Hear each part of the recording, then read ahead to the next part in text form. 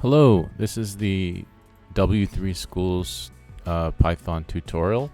I don't work for W3schools. I'm just developing. I'm just a developer, and I'm trying to catch up on Python. So I'm going to be going over the Python tutorials from W3schools.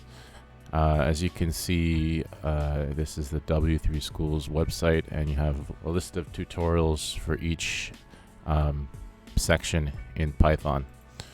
So the benefit of following this tutorial is you don't have to actually install anything. You just go to the website, go to w3schools.com Python /Python, and you can start practicing Python.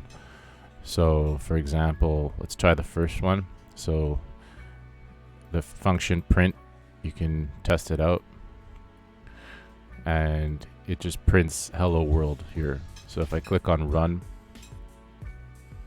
you can see that it'll print out hello world. You can change this to hello the world. I suggest you try this out yourself just so you get the hang of using Python.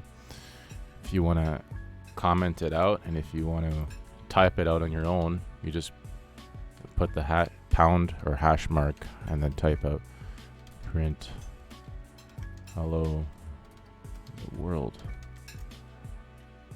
everyone. Sorry. Let's print it or run it.